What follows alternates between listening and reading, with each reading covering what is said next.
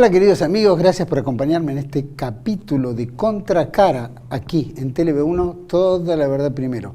Les agradecemos la compañía y creo que este programa lo vamos a orientar a dos problemas graves que está sufriendo, no solo la Argentina, sino también Sudamérica, en algunos países por lo menos, que tiene que ver con las inundaciones, tiene que ver con estas precipitaciones tan insólitas que se están dando, tanto en la Argentina como en el Perú, en Brasil, en Chile, donde ha sido realmente escalofriante.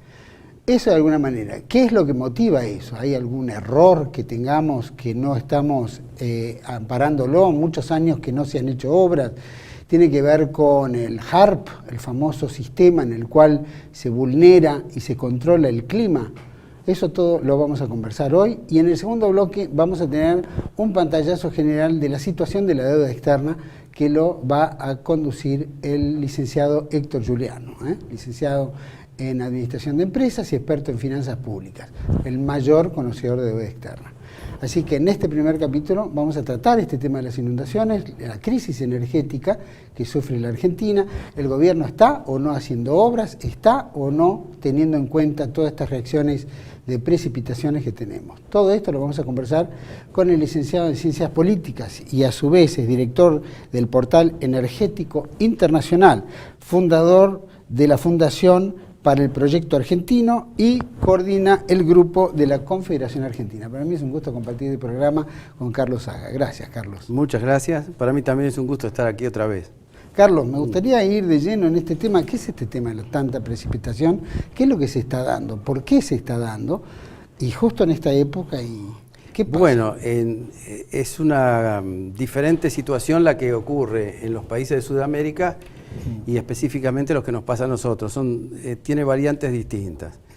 En general hay un aumento de la cantidad de milímetros, en general hay un aumento de los fenómenos climáticos extremos, que se suceden con más frecuencia de lo que normalmente ocurre. Es decir, los países como nombraste Perú, Brasil, Chile, especialmente Perú y Chile, son también consecuencia de los derretimientos de las nieves y bruscos. Los aumentos de temperatura provocan sobre la base de la ladera de las montañas, nos pasó a nosotros en el norte argentino, lluvias que arrastran lodo, piedra, hay desastres naturales que antes se daban, pero mucho más espaciadamente, ahora ocurren con más frecuencia. Ese fenómeno sí está relativo al calentamiento global en general. O sea, el calentamiento global y el cambio climático inciden en la frecuencia y en la intensidad de ciertos fenómenos climáticos, que pueden ser de los dos extremos. O sea, puede ser sequías extraordinarias o lluvias también extraordinarias. En el caso nuestro, hay además una situación geográfica conocida desde hace prácticamente desde antes de la independencia, que es las características morfológicas de la pampa húmeda y de toda la zona, casi diría productiva del país, Santa Fe, todas las áreas donde hemos registrado inundaciones. Me traje aquí un apunte, ¿no?, para que es notorio, donde en el año 1551, pues es interesante, los jesuitas escribían en una carta: las campañas y las pampas parecen más bien un océano de someras aguas que el terreno común apenas inundado. Claro. O sea, en 1751. En 1857 hablan de los temporales y la gran inundación que desbordaron las lagunas encadenadas. Lo más curioso que ocurrió en 1857 es un hecho inédito, y es que un barco saliera desde La Boca. El barco se llamaba el Salado del Sud. Este barco, un barco de vapor, salió de La Boca cargado con frutas y verduras del delta y navegó a través de la provincia de Buenos Aires, quiero subrayar esto, a través de la provincia de Buenos Aires, entrando por la bahía de San Borombón hasta la ciudad de Chascomús, pasando por Dolores. Y de Dolores se decía que, visto desde una lomada que hay, la ciudad de Dolores parecía una islita en medio del mar. Entonces, esas dos ciudades, en ese año de 1857, permanecieron totalmente aisladas y tuvieron que ser abastecidas por este buque que navegó por todos los lugares donde hoy hay tierra. Y no era navegable antes que eso.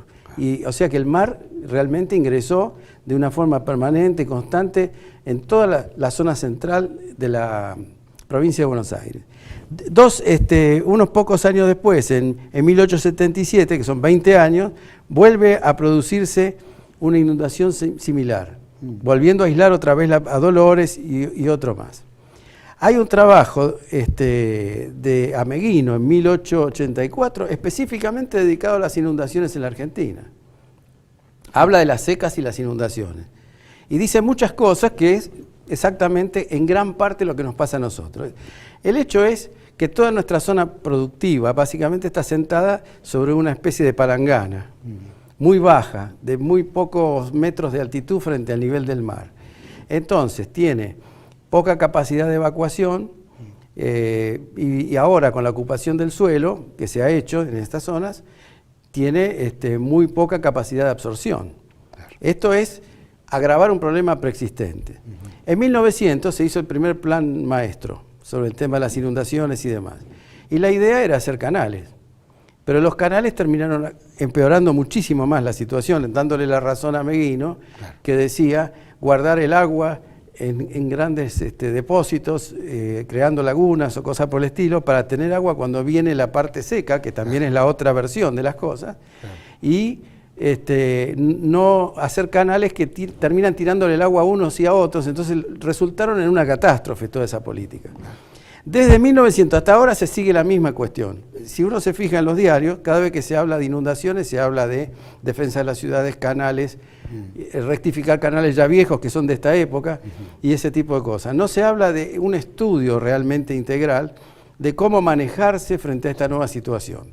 A esto hay que agregarle lo que dijimos antes, que con el cambio climático, la recurrencia es mucho más acentuada. Desde 1857 hasta 2017 hubo inundaciones cada 3 años promedio. O sea, digo promedio porque al principio eran cada 4, cada 5, cada 6 y después ahora se volvieron cada año. Quiero recordar que hoy es 10 de abril. El 10 de abril es el aniversario de la inundación de 2014 que llegó a tapar la ciudad de Luján y otros alrededores. 10 de abril, hoy, en la misma época que antes. Yo traje por ahí una imagen de Luján que es muy interesante porque esto ocurría exactamente en el 2014.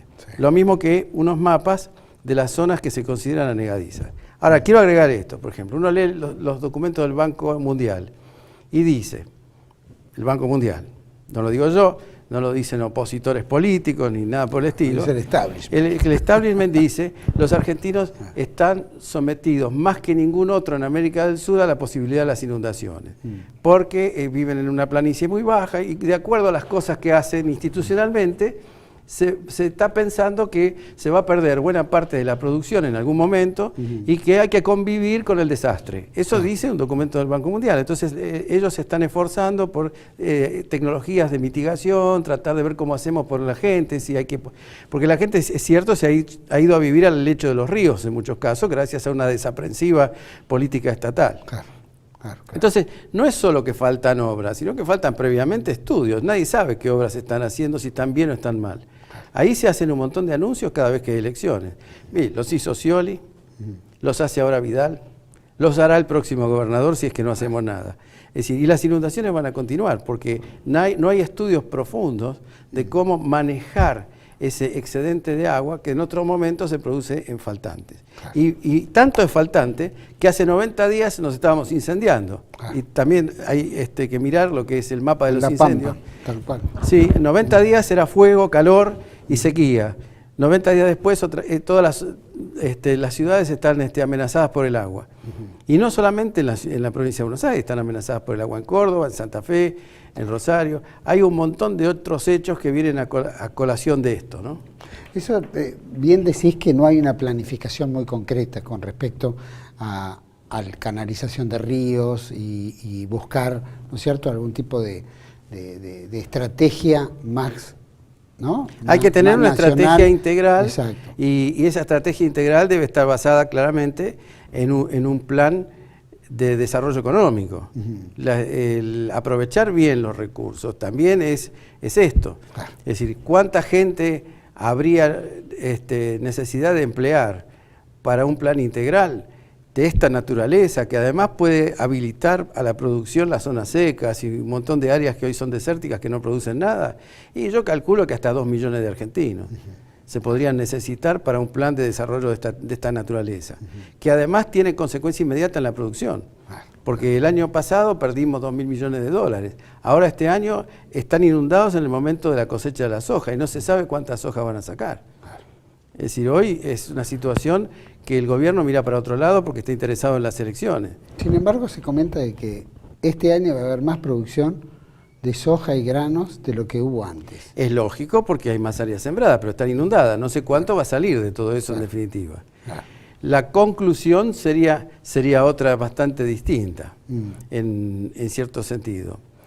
La primera cosa es que nosotros tenemos mucho gasto público, pero no tenemos Estado, y menos todavía gobierno. Porque ¿qué es un gobierno al fin y al cabo? Un grupo de gente que hace campañas políticas para ganar elecciones o alguien que dirige hacia algún lado los destinos de un país. Y cuando está enfrentado a estas situaciones, con estos datos que nos provee la realidad, más el Banco Mundial y todo, en realidad estamos frente a una situación compleja, que se nos va a ir complicando con el transcurso de los años. No sé cuántos años, porque como sabemos que el calentamiento global produce fenómenos extremos, puede pasar que haya un fenómeno extremo detrás del otro. El calentamiento global que acabas de plantear tiene que ver con en un lugar puntual o en cualquier parte del planeta que de repente en cada lugar del planeta se da de distinta manera. Hay lugares en América del Sur se da de esta forma porque nosotros somos un continente rodeado por grandes masas de agua. Entonces las masas de agua atemperan en general los efectos. Pero en las zonas continentales, europeas, norteamericanas y asiáticas, la situación va a ser mucho más dramática por el lado de la escasez del agua. En unos lugares mayormente productores de alimentos para ellos. Y en los lugares donde más habita la gente, el calentamiento le va a traer inundaciones y posiblemente anegaciones definitivas de ciudades costeras. Esto, en esas zonas se especula mucho con la posibilidad del conflicto militar a causa de esto, porque no hay signo de que mejore la situación. O sea, todos los esfuerzos del Comité Internacional Científico, el Panel Internacional para el Cambio Climático, hasta ahora no han surtido demasiado efecto en cuanto que el aumento del calentamiento continúa a pesar de las medidas que se han tomado. Y no ha habido mucha variación.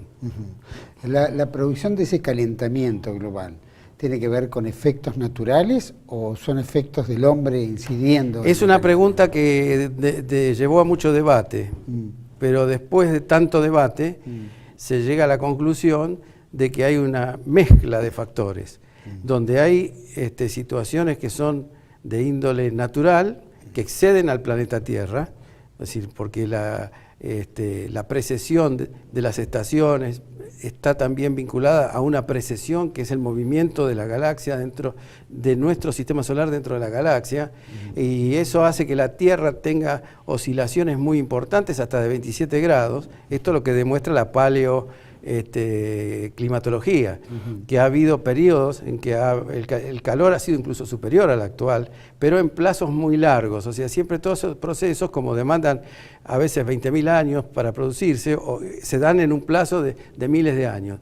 Se producen calentamientos y después vuelve a cambiar la posición de la Tierra y las temperaturas otra vez vuelven a descender. Eso es lo que pasa normalmente, pero la presencia del hombre está haciendo una actividad emitiendo gases de efecto invernadero, específicamente 3, yo diría que son los más dañinos desde el punto de vista del calor. Uno es el dióxido de carbono, el metano, y también un factor que casi nadie va a hablar, pero que los científicos conocen y cuando se habla con ellos lo dicen, que es el vapor de agua, que es el más dañino de todos los demás, el vapor de agua. Esto es producido, acelerado por el hombre. Entonces nosotros estamos viviendo un proceso de calentamiento natural acelerado por factores antropogénicos, hechos por el hombre a través de su industria, a través de su actividad económica, porque, por ejemplo, el metano surge de las explotaciones agropecuarias y ganaderas, en gran medida, y la incapacidad del sistema, lo hemos provocado nosotros, la incapacidad del sistema para absorber estos excesos. Y eso que el sistema hizo variaciones que a los científicos les sorprenden. Por ejemplo, yo no sé si mucha gente sabe que las plantas ahora absorben 30% más de dióxido de carbono que antes. O sea, se han modificado las plantas para responder al exceso que hay. ¿No? Pero, ¿es producto de los fertilizantes o cosas? No, nada que ver, nada que ver. No, es una respuesta de la naturaleza frente a un exceso de un gas en el aire. ¿No? Eso, sin embargo, no es suficiente para compensar el nivel de emisiones que estamos teniendo. Entonces, todo eso influye y hay que hacer una política de planificación. No es fácil hacer una política de planificación cuando todo es paliativo. La Argentina, el problema que tiene es que todo es paliativo. Entonces, se inunda una ciudad, le hacemos una defensa alrededor. La próxima vez, la ciudad es una isla alrededor de un mar. Es decir, ¿y qué hacen? Arrojan el agua a través de cañerías hacia otros lados. Ya ocurrió entre la provincia de Buenos Aires y La Pampa un incidente casi armado, hace poco menos de 2 años, cuando los de La Pampa decían que los bonaerenses le estaban tirando el agua hacia los campos de La Pampa y las dos policías llegaron a estar frente a frente con las armas desenfundadas por el tema de quién iba a abrir la canilla. Eso ocurrió en la República Argentina. Estos incidentes se van a ver mucho más seguidos si no hacemos realmente una planificación. Pero la planificación es una cosa que va en función de una política estratégica del Estado. Pero nosotros no tenemos Estado. Ese es el fondo de la cuestión. Nosotros nos inundamos como nos inundábamos en 1874 o un poco más, con más frecuencia, diría yo, que más que un poco más, porque es el mismo mar que describían en aquel tiempo. Entonces, es la misma cosa, pero nos pasa más seguido, con muchos más millones de habitantes. Y además, no nos damos cuenta de que casi todo el epicentro productivo del país está justamente en la zona que va a resultar cada vez más afectada por estos fenómenos. Bueno, si yo sigo en campaña y no paro de ahí, y la política se reduce a las cosas que vemos todos los días, evidentemente no tenemos tampoco gobierno. Eso yo insisto en ese punto. Es decir, no hay Estado. No hay Estado porque nuestras cosas básicas no están. No está la seguridad, no está la defensa, no está la educación, no hay nada de todo eso. Tenemos un gasto público fenomenal, pero ¿en qué se emplea? En estas cosas que hacen los políticos y demás para ir acomodando las cargas dentro de lo que es una administración financiera que no tiene ningún objetivo político. Y esto es un objetivo político. Es decir, así como en algún momento el presidente Frondizi dijo vamos a hacer el autoabastecimiento, que era un objetivo político para un país que importaba las 3/4 partes del petróleo, ahora nosotros tenemos aquí un objetivo político, no perder la producción, no dejar caer nuestras ciudades, asegurarle trabajo a todo el mundo. Porque ¿dónde vamos a poner 3, 4 millones de habitantes desplazados por las inundaciones o cosas como las que pasaron en Santa Fe? Que fue terrible. Que fue una cosa terrible. Sí. Prácticamente toda la ciudad estuvo bajo el agua. Sí, yo no sé si tiene ahí el operador el mapa del conurbano, que se llama conurbano bonaerense. El conurbano bonaerense. Que nos muestra en distintos colores las zonas donde más cantidad de agua cae desde hace unos cuantos años. Y en cada zona se ve resultado distinto. De las que están teñidas en rojo, que son varias, es donde normalmente hay gente que muere a causa de las inundaciones de la ciudad. Ahí está. Las que están en rojo son todos los lugares donde hubo varias muertes. Las que están en verde son los lugares donde más o menos la situación no llegó a hacer un desborde completo. Y las que están en marrón, sí, llegó a ser un desborde, pero no hubo muertes. Estamos hablando de lluvias de más de 150 milímetros. En todos los casos, las lluvias superaron los 150 milímetros. Pero las zonas más bajas, como La Plata, Ensenada, Berizo, la propia ciudad de Buenos Aires, La Matanza, entonces en esos lugares siempre hay muertes. cada vez que ocurre un fenómeno hay muertes, a veces muchos, ¿no? Como pasó en La Plata, que dice que fueron 250 personas en una sola lluvia. Que se ocultó, ¿no? Toda la se dijo que fue la mitad, pero en definitiva murieron 250 personas. Y estas cosas van a ser recurrentes, lamentablemente, si no hacemos nada. Ahora, la política, los políticos en general lo que tienden a hacer es estas cuestiones que ocurren cada muchos años, es costosa para el Estado y ellos buscan su rédito político en otras temáticas que no tienen nada que ver con resolver los problemas que pueden llegar a gestarse, como es el caso de estas lluvias que superan los 150 milímetros. Claro. En algunos lugares superó 250. O sea que estamos hablando de una avalancha de agua tremenda. Es una avalancha de agua. Como ocurrió en Chubut, en Comodoro Rivadavia. Claro, ¿no? Que todavía siguen bajo el agua y una de las características de estas inundaciones, cuando son así, es que no se van enseguida. Claro. Permanecen un tiempo, con lo que la destrucción material se hace mayor. Claro. Pues si llueve, se inunda y se va, el daño es relativamente menor que si se queda un mes. ¿Conocés algún gobierno que haya tratado de generar algún plan que de alguna manera no haya tenido eco político en la Cámara de Diputados en algún lugar? ¿Algún gobierno de la Argentina? Claro, algún plan magistral de los no hay ningún plan en esto, como no hay ningún plan en energía, no hay ningún plan prácticamente en nada. El problema es ir, buena de Dios, digamos. Bueno, es ir tapando agujeros. El sistema actual es el sistema del parche constante. Entonces es imposible, sin una visión integral y un norte, un objetivo que se persiga, que nos explique para qué lo hacemos. Sin eso es imposible todo. Es decir, estamos en energía, estamos poniendo energías renovables, pero no tienen transporte. Claro. ¿Por qué ponen energías renovables? Y ponen energías renovables porque los aerogeneradores y esas cosas se ponen enseguida. Y teóricamente pueden ir a cortar una cinta, pero al no tener transporte, esto está llegando a un nudo en que no tiene sentido. No se ha hecho casi nada, poco y nada en la parte térmica. Se ha tratado de imponer un parchecito en la distribución de energía, para que no haya, o sea, mejorar los sistemas de distribución para que los cortes no sean tan largos, no para que no haya cortes, sino para que no sean tan largos.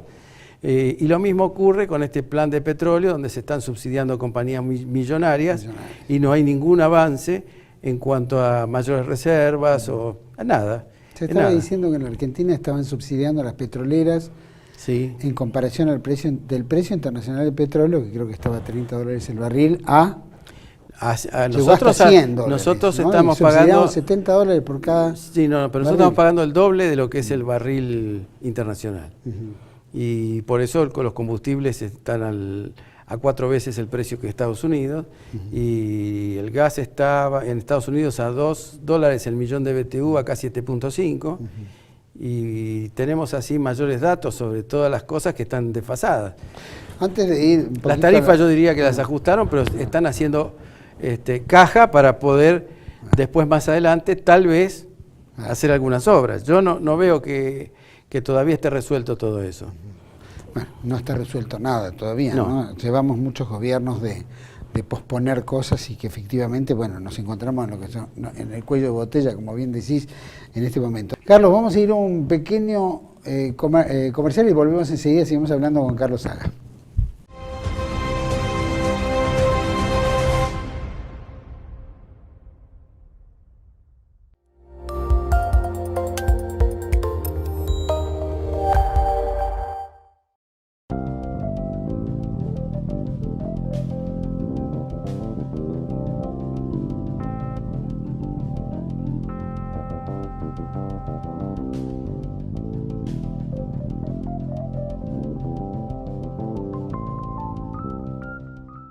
Bandera, el periódico nacionalista de Argentina. Pedilo todos los meses en todos los kioscos del país.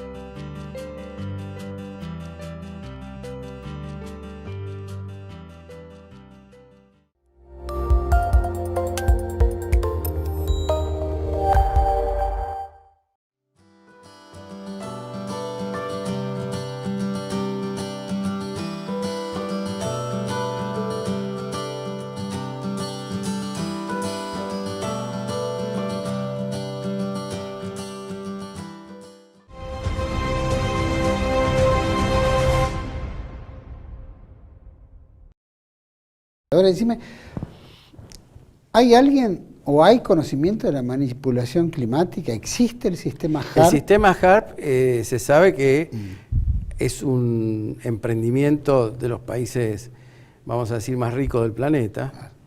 Hay gente que dice que llegan a controlar ciertas variables climáticas. El clima en conjunto es muy difícil que se pueda controlar porque es complejo e intervienen más cosas que la que el hombre maneja. Como decíamos recién, el viaje espacial de la Tierra, o la precesión del planeta, o algunos factores que tienden a modificar el clima, como puede ser un volcán o alguna cosa de esa, eso no lo pueden manejar desde ninguna tecnología conocida. Lo que yo estoy viendo es que hay una cierta preocupación en esos países para ver si encuentran un sistema que los libere en parte de las consecuencias a ellos que va a traer el cambio climático. Pero no veo que lo estén logrando demasiado todavía. Lo que pasa es que siendo aprendices de brujo, como normalmente ocurre con estas tecnologías que se prueban, suelen hacer pruebas en otros países, no las hacen con ellos mismos, por norma general. Y no es raro ver las nubes del HARP sobre nuestro territorio, ver los chemtrails, los chemtrails, que son productos químicos en el aire, que generan unas nubes artificiales, que bueno, con eso intentan frenar un poco la radiación solar, entre otras cosas. También dice que sirven para provocar la lluvia. Hay tecnologías ya conocidas que tienden a provocar la lluvia, como los estallidos de bombas químicas en el aire, que es muy antiguo, se utiliza en el campo para evitar el granizo. Para evitar el granizo, o sea, romperlo antes de que romperlo. Ese tipo de cosas se puede llegar a manipular, pero las grandes cosas todavía es muy difícil, porque por ejemplo los huracanes y esas manifestaciones tan potentes tienen mucho que ver con el calentamiento del mar y el grado de vapor que hay en la atmósfera. Eso tiene un efecto sinérgico muy fuerte, entonces yo no creo que exista, o si existiera, Estados Unidos, por ejemplo, se hubiera salvado de los últimos 6 o 7. Si se inventó, se creó, o se trabaja sobre este tema HARP, llamémoslo, ¿cómo funciona? Se supone que funciona? ¿Son ondas que se envían a determinado nivel hablan de ondas electromagnéticas. El electromagnetismo es uno de los factores que inciden sobre el clima, así como la polaridad de la Tierra y demás, que se están modificando solas, como ha hecho en interminables siglos y muchas veces. Ahora, si ellos pudieran manejar en un área determinado un control del electromagnetismo, podrían al menos morigerar o hasta provocar, digamos, cierta situación. Se hablaba de terremotos. Si yo la uso, sí, claro, terremotos, el magnetismo y el movimiento sísmico está intrínsecamente ligado siempre. Además, siempre que hay un terremoto se verifican cambios magnéticos en la Tierra, porque las placas tectónicas hacen ese cambio en el magnetismo general. Lo mismo que en la intensidad de la gravedad, no es igual en todas partes, va variando. Es decir, eso ellos podrían, digamos, si tuvieran algo puntual que hiciera un efecto allí, podría decirse que se trata de un arma militar, para provocar, por ejemplo, una sequía. A un terremoto, un maremoto, lo que fuera, castigar a... Sí, muchos terremotos también están ligados con otras actividades, por ejemplo el fracking y otras. Hay muchos terremotos reconocidamente vinculados con estas actividades que son tecnológicas, pero requieren otro tipo de metodología. Hay que estar in situ, hay que hacer explosiones subterráneas, que es todo lo que pasa con el fracking. Ahora, con el HARP, si se moviera el magnetismo, algún tipo de situación se va a producir.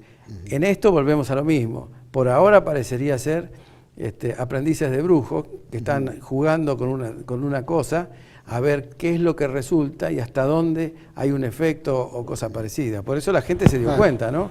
Claro, hay denuncias del premier chino y de tantos otros en situaciones determinadas donde ellos ven ante determinadas negación para hacer determinadas presiones políticas que realizaba Estados Unidos y algún país europeo, coincidió o aparentemente que el sistema HARP actuó sobre ese territorio y después le generó un drama tremendo. Y entonces, puede ser, porque que volvemos a hacer, si queremos provocar desastre, es posible que sin control, porque a nadie le importa lo que pasa en un territorio ajeno.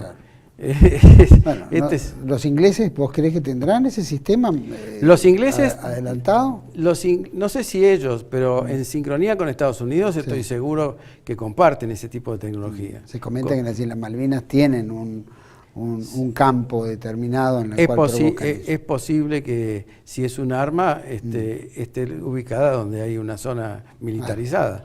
Y la zona más al sur, que creo yo tienen los británicos, así controlada, es Malvinas. ¿Vos creés que estratégicamente ellos les puede servir?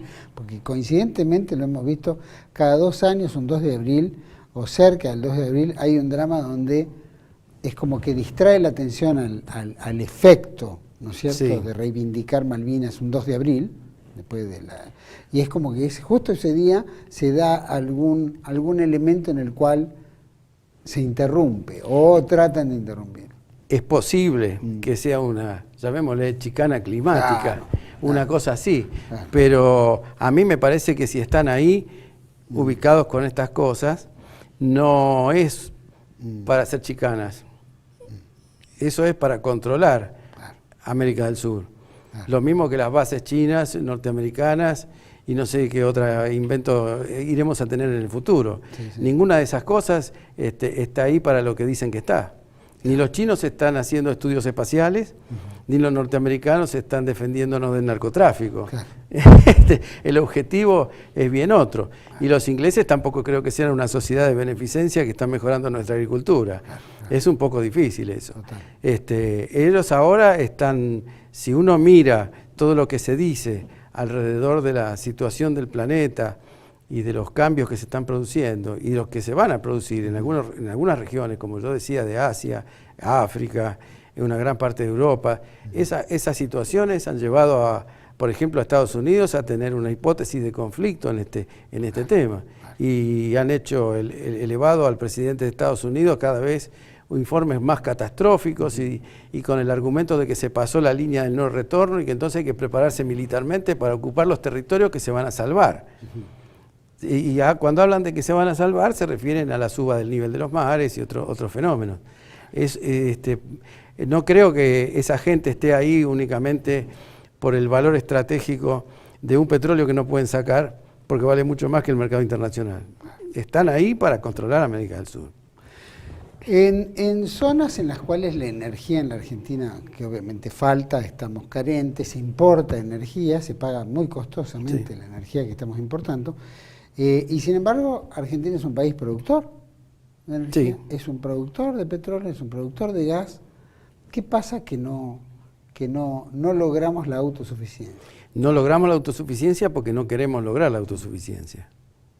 Que logramos solamente la dependencia. No, la política nacional es una política de dependencia energética. No tenemos una política de autosuficiencia. De hecho, lo declaró Aranguren con toda la claridad. Dijo, nosotros la autosuficiencia no nos interesa. Y no les interesa porque los negocios internacionales es mantener los recursos en donde están. Para empezar, si estamos ante esta situación que venimos diciendo, nada mejor que un almacén de recursos. La Argentina es un almacén extraordinario de recursos. No se puede comparar con ningún otro país de América del Sur, ni siquiera Brasil, porque Brasil, su recurso principal es la selva. Entonces a Brasil le van a tratar de generar una situación donde no pueda seguir haciendo talas y desarrollando su frontera agropecuaria selva para adentro, ¿no? Se sabe que en casos extremos, en un escenario intermedio, porque tampoco es extremo, de cambio climático, ellos van a tener una sabana en gran parte del norte de la selva brasileña. Entonces ese es el pulmón del planeta y no se puede tocar nada, o sea, Brasil va a encontrar el freno por ese lado. Y le van a hacer, ya de hecho estamos viendo cómo va pasando esto. Y la Argentina es una especie de almacén general, de ramos generales, porque cuenta con energía, cuenta con petróleo, cuenta con gas, se sabe que los recursos están, pero se requieren inversiones muy grandes para hacerlo. Pero fíjate un detalle muy interesante. Si una empresa no está decidida a poner plata para sacar el petróleo, como ha pasado con Chevron y con la propia YPF, que gastó X plata para Vaca Muerta, pero todavía los resultados son nulos, porque no se ha hecho con la intensidad necesaria, ni mucho menos. ¿Por qué se otorgan contratos a 90 años o a 60 años y los contratos petroleros estos que se renovaron por 35 o 40 años más? Es porque es una reserva estratégica. Pues si yo no la voy a sacar, ¿para qué quiero tenerla? La posesión del recurso es lo más importante, porque se sabe que en algún momento el día que lo quieran sacar, lo sacan. Lo tienen ahí a disposición. Mientras que si nosotros lo empezamos a sacar, obviamente, como son recursos no renovables en su gran mayoría, poco a poco se va a ir extinguiendo ese plus. Mientras tanto, han descubierto petróleo en Alaska, que se empezó a sacar a toda velocidad. Han hecho todo el proceso de los no convencionales en Estados Unidos, que Estados Unidos pasó de ser un adicto al petróleo importado y ahora es un exportador. O sea, este proceso está demostrando que primero se van a realizar los negocios en el norte y se van a utilizar los recursos que ellos mismos dispongan en este momento en un sistema autosuficiente. Y los que no son de ellos estarán reservados para el momento oportuno. La Argentina está en esa situación, porque si no estaríamos haciendo otra política. Bueno, se suponía que tanto los norteamericanos como algunos países es como que tapan su petróleo porque es más barato comprarlo afuera o traerlos desde Arabia Saudita, etcétera, o desarrollar otros ámbitos en el planeta. ¿Hasta qué punto les interesa tener esos nuevos tapados y consumir el propio cuando corren un riesgo? Es más seguro tenerlos, porque generan derecho al que los tiene. No tenerlos significa la posibilidad, por ejemplo, de que vengan los chinos y les interese y haya un negocio entre China y algunos de estos países y se desarrolle. ¿Y qué pasa con eso si se desarrolla un interés tan fuerte? Es decir, la balanza, la cancha se empieza a inclinar en cualquier momento, y más en un país con la debilidad que tiene la República Argentina. La República Argentina es un país extremadamente debilitado. Y los sucesivos gobiernos que hemos tenido en las últimas décadas, para ser sinceros, son gobiernos que han ido debilitando aún más la posición argentina, hasta el punto de llegar casi a la insignificancia en el mundo moderno. Es decir, hoy se asombra la gente del discurso del representante de Bolivia en el Consejo de Seguridad de las Naciones Unidas, por su firmeza, su claridad, siendo un país que no tiene fuerzas armadas, que es pequeño, como dijo él, como un mosquito, y no le llama la atención el silencio cómplice de nuestra Cancillería. Es decir, estamos en un país de una insignificancia incluso más baja que la de Bolivia. Y si lo miramos financieramente pasa lo mismo. Bolivia paga una tasa de interés 8 veces más baja que la Argentina. Y sin embargo no tiene la importancia de ser el 8º país en superficie en el mundo, como somos nosotros. Nosotros estamos muy debilitados. Y estamos debilitados básicamente por ausencia de gobierno y Estado. Es decir, tener un montón de bandas políticas que se reparten en la función de gobernar o el aparato político para hacerlo, no significa tener gobierno. Es decir, uno tiene gobierno como en un barco, tiene gobierno cuando hay un capitán que dice vamos para este lado, nuestra ruta es tal, nuestro rumbo vamos hasta tal puerto. Eso ejerce el gobierno. Y el gobierno del barco lo ejerce el capitán, más todos sus ayudantes que van y ejercen el gobierno del buque. Bueno, la Argentina eso no lo tiene. No tiene proyecto. De toda la capacidad que tiene la Argentina, tanto energética, petrolera como minera, ¿no? Todos sus recursos naturales, ¿qué porcentual está en manos argentinas y qué porcentual está en manos extranjeras? Bueno, el proceso de extranjerización en la tierra llegó a superar el 30% de las tierras más productivas. En cuanto al petróleo y al gas, yo diría que si miramos en el caso de petróleo y gas, la compañía YPF, que es parcialmente estatal, tiene un 40 y pico % de acciones que son internacionales. La otra segunda petrolera que tenemos es Pan American. Pan American es una compañía que está asociada por un lado con los chinos y por otro lado con los británicos, que básicamente el porcentaje nacional es muy bajo. Y tenemos en otras industrias cosas parecidas. Por ejemplo, en la industria automotriz, hoy uno levanta un capó de un auto y lo empieza a mirar por todos lados y es todo made in algún lado. Es decir, el argentino... Acá ensamblamos nada más. Ni siquiera totalmente, porque algunas cosas vienen ya ensambladas parcialmente. Entonces, y encima con subsidio para eso. El petróleo es lo mismo, hablábamos del subsidio a las petroleras, que en realidad son mayormente compañías extranjeras. Claro. La mayor parte son compañías extranjeras. La única compañía más argentina, digamos, con un porcentaje mayor es Plurpetrol, pero es muy pequeña en comparación con las otras.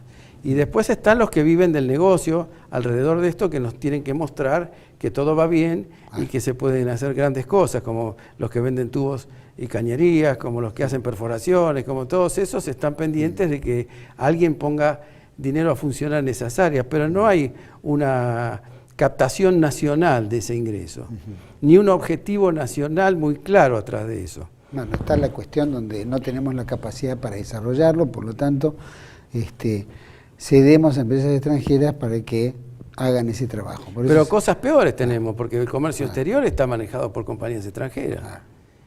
Es decir, la Argentina es un país que vive del comercio de productos agropecuarios que están manejados por compañías extranjeras, que las semilleras son extranjeras. Sí, sí. Es decir, el factor de extranjerización de la Argentina explica cómodamente por qué no nos invadieron. Claro. Porque nosotros hemos padecido una invasión pacífica. Claro. Pacífica sin tirar tiros, Sí. no sin generar muertos, que es otra cosa. Sin generar violencia física, digamos, matando gente. Pero hemos tenido una invasión y el país, en cierta forma, está colonizado, inclusive hasta por los brasileros. Inclusive hasta los... Digo porque ahora, recientemente, el gobierno del presidente Macri salió a ofrecer alrededor de 35.000 millones de dólares relacionados a toda la, llamémoslo, el área andina, en donde se reencuentran todavía recursos naturales no explotados, o por lo menos donde yacimientos carboníferos, YPF y toda la tecnología de las áreas, agencias del Estado que saben dónde están los recursos, salieron directamente a ofrecerlos. Y el primer país que se lo ofrecen es en Inglaterra. Y no me extraña porque los ingleses tienen un interés en esa área hace mucho tiempo, y no solo de este lado de la cordillera, del otro lado de la cordillera están perfectamente posicionados, es decir, ellos están cerrando el ciclo de ambas partes para controlar ese recurso, es lo que estábamos diciendo de controlar América del Sur. Es decir, el mensaje es muy claro, esto es mío, no es de ustedes. Y lo más cómico de todo esto es que cuando uno mira episodios como el llamado mini Davos y escucha con atención lo que dicen los empresarios se están quejando de la falta de crédito. O sea que gran parte de todas estas explotaciones ellos están esperando que se haga con crédito interno, con que haya modificaciones en las reglas del Banco Central y les permitan a ellos acceder a un crédito barato para hacer estas explotaciones. Es decir, no hay ingreso de inversión externa directa, hay posicionamiento sobre el recurso y una esperanza de que el mismo sistema argentino le provea a bajo costo la forma de explotarlo. Por eso es secreto el convenio con Chevron, por eso es secreto el secreto con los chinos, por eso es secreto hasta los contratos para el litio y todas esas cosas que se están las mineras. El caso de Veladero es patético, no saben qué hacer. Se les vuelca cianuro todas las semanas, ahora amenazan. Sí. Y el único tipo que en este gabinete tendría la función, al menos, de pegar una sanción o hacer una cosa por el estilo, nos aconseja rezar. Como diciendo... El rabino Berman, que está a cargo de los recursos naturales. Claro, y esto es una cosa muy seria. Ministro de Medio Ambiente. Ministro de no sé qué cosa. De Medio Ambiente no hay ministro. No, o de Ambiente o no, de no Ambiente. No. O hay medio ministro de Ambiente, podríamos decir, haciendo un juego de palabras. Ni siquiera medio.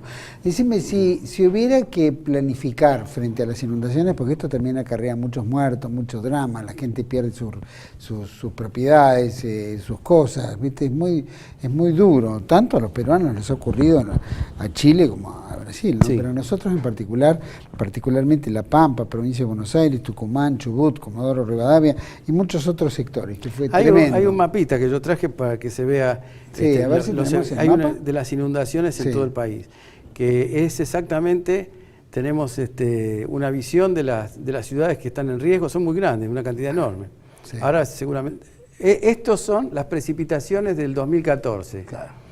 Si las superponemos con el mapa de las inundaciones de ahora, que también está ahí, no, esas son las sequías que producen los incendios. Ahí están los incendios y ahí tenemos el mapa de las inundaciones. Si ustedes ven el mapa anterior de los fenómenos meteorológicos, Claro. casi los ponemos encima y es exactamente lo mismo. Claro. Es exactamente la misma zona. Los puntos rojos que estaban en el mapa anterior reflejan las zonas donde más cantidad de precipitación está cayendo en forma muy, muy concentrada y con mucha fuerza. Y coincide con estas planicies que si uno las presta atención sobre la producción es prácticamente las planicies más productivas que tenemos, todas esas.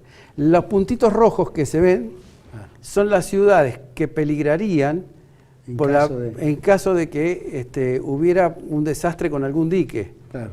Ojo que pasó en Estados Unidos, en la represa de Oroville, hace muy pocas semanas, que el principal dique más alto de esa zona empezó a perder parte de las paredes y a colapsar. Tuvieron que sacar una ciudad de 200.000. Los norteamericanos no tardaron mucho en decidir sacar a la población de ahí.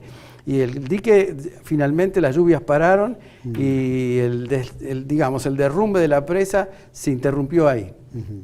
Cuando pararon las lluvias, bajó el nivel del lago y se salvaron. Y ahora están trabajando a reforzar todo eso inmediatamente y les pasó a Estados Unidos. Nosotros en Yacyretá tuvimos deslaves en la última gran lluvia en el norte de Brasil, que también Brasil ha hecho mucha tala, su tierra no absorbe y traspasa aguas al Paraná y al río Uruguay de una forma violenta.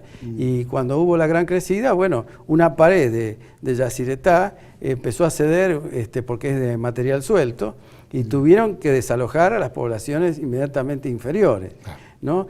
Por supuesto que las autoridades negaron que eso tuviese nada que ver, pero la cavitación dentro de la represa sigue.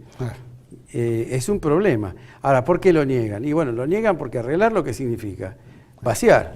Vaciar eso significa un colapso, que cae el gobierno en la Argentina más o menos, porque el colapso energético de quitarle su pulmón a todo el sistema en esta situación que ya no les alcanza sería más o menos catastrófico. Carlos, Sí. si tuvieras que idear un plan, por supuesto que lo tenés que decir en 3 palabras, no para el plan entero llevaría meses, pero si tuvieras que idear un plan frente a estas inundaciones, ¿qué sugerirías? Yo lo que sugeriría es seguir la tendencia de la naturaleza, no forzar la naturaleza. Es decir, no hacer canales donde a tontas y a locas como se está haciendo hasta ahora. Hay que hacer un plan integral, como en su momento estudió Ameguino, lo podemos perfeccionar en forma gigantesca con los satélites y la tecnología que hoy tenemos para saber muy bien cómo manejar eso. Hacer grandes reservorios cuando se producen estos hechos, hacer canales sí hacia las tierras secas, que se pueden hacer perfectamente, incluso por bombeo, algunas zonas muy importantes. Lo han hecho los norteamericanos para abastecer Las Vegas, entre otras cosas, con acueductos y demás. Es decir, las planicies que van hacia el mar pueden evacuar una cantidad de agua, pero acá tenemos lagunas naturales que se pueden hacer mucho más grandes, más profundas. Hay otros caminos para conservar el agua y hasta utilizarlo en el periodo de sequía. En la Argentina no va a llover todo el tiempo. Es decir, sabemos que son ciclos de lluvias y ciclos de sequía. Y tenemos que compensar. Ese tipo de obra, ese tipo de plan maestro estratégico, con la finalidad de recuperar tierras, de preservar el recurso natural y humano, esas cosas se pueden ubicar dentro de un plan general con la tecnología moderna sin ningún problema. Y tiene efectos secundarios, ¿no? Porque, vuelvo a decir, hacen falta 2 millones de personas trabajando. Y eso reporta beneficios económicos, no solo porque se incorporan 2 millones de personas al mercado de trabajo, sino también porque las tierras se vuelven más productivas. Tenemos, pero eso viene acompañado de otras cosas. Es decir, la Argentina tiene que recuperar el ferrocarril, conectar esas áreas, hoy están desconectadas. Antes eran toda una cosa interconectada. Y estaban muy bien interconectadas. También se pueden usar las hidrovías y otros sistemas para la comunicación que son más económicas que el transporte por carretera. Todo eso formaría parte de un plan diferente, pero estaríamos hablando de una Argentina absolutamente diferente. Ahora, tampoco se necesitan tantos años. Yo escucho hablar a veces a la gente que opinan, o los políticos, y este desastre no se arregla ni en 20 años, cosas así locas. Cosas así locas. Y en realidad, con un periodo de gobierno alcanza y sobra. Bueno, vamos a ir mi última preguntita. Hemos visto, está ligado el operador también, hemos visto que de alguna manera hay gente que sufre muchísimo, pierde sus propiedades, pierde sus recursos, qué sé yo. Pero vemos también una tardanza de los gobiernos políticos en reaccionar frente a estos desastres, digamos, llamémoslo en forma más inmediata. De hecho, cuando ocurrió una luz en Jujuy, el gobierno tardó, el gobierno jujeño, ¿no?, de la administración radical y de Cambiemos, demoró como 3-4 días en reaccionar frente al drama que habían vivido o estaban viviendo ellos. Y lo vemos en general que hay un retraso en avanzar rápidamente en cómo resolver, ayudar, etc.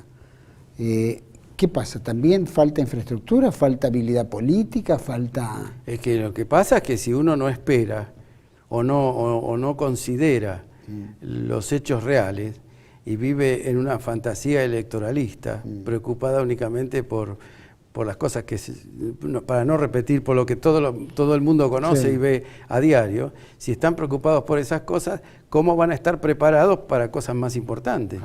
Todos sus esfuerzos están concentrados en esto, en la política argentina. ¿O acaso cuando se habló del Plan Belgrano, ya se fue todo al tacho, ya nadie más habla del asunto? Sí. Y los grandes planes terminan en 5 minutos en la Argentina, cuando empieza otra vez la ocupación de espacios de poder, el manejo de dinero, cuando empieza todo eso en la Argentina, chao, se fue la estrategia al tacho. Ahora, estarían preparados. Le pasó, mire, esto pasa igual que lo que le ocurrió a Bush con el FEMA en los Estados Unidos.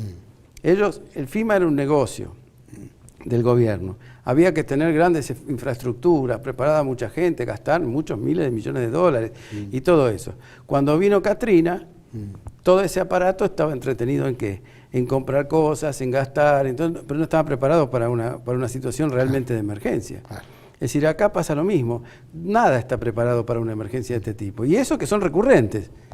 Porque si no fuesen recurrentes, bueno, tendrían unos equipos bien listos. No, pero acá se trata de agarrar 2 botes de la prefectura, pedirle 2 camiones cocineros al ejército, mandar, y los partidos políticos aparecen con sus pecheras y van todos corriendo a sacarse una foto con una pala, y ahí se acabó la ayuda. Ahí se acabó la ayuda, es decir, no hay ayuda, no hay intención tampoco de ayudar a nadie. Hay intención de ver qué ventaja política puedo sacar de esto, o económica. Más de las veces económica que política, ¿no? O sea que estamos como en la época de los Kirchner, que no había hipótesis de conflicto frente al exterior, pero tampoco hay hipótesis de conflicto frente a los desastres internos o a los... Nada, absolutamente. Nada. Carlos, te agradezco muchísimo por haber acompañado en este bloque de Contracara. Es un gusto. Muy útil y espero que podamos profundizar un poquito más con el tema de los recursos y energía, ¿no? Sí, el objetivo de decir las cosas como son es para que la gente reaccione y piense muy bien lo que hace cada vez que pone el voto y se deja llevar por los espejos de colores o los globos de colores. Total. Es decir, hay que pensar que Argentina es la que se está debatiendo a cada minuto, porque si empezamos a tener gente que está consustanciada con una idea de país, cualquiera que fuese, pero con una idea, la 0 idea es lo que tenemos hoy. Es decir, aunque tengamos ideas diferentes y veamos las cosas de distinta manera, el día que la clase política esté integrada por gente que tenga ideas, bueno, entonces nos vamos a dar cuenta que todas estas cosas las vamos a tener que resolver. Mientras todo sea qué lugar ocupo y demás, es decir, y no nos despertemos de este sueño, vamos a ir muy mal, realmente, como estamos yendo, ¿no? Totalmente. Carlos, muchísimas gracias. Gracias. Y bueno, en breve lapso te convoco de vuelta para seguir hablando de estos temas. Hablaremos. Mil gracias. Un gusto. Vamos a un pequeño corte y vamos a la vuelta de los comerciales, vamos a escuchar a Héctor Giuliano contándonos un poco la situación de la deuda externa, particularmente hasta nuestros días. Ya volvemos.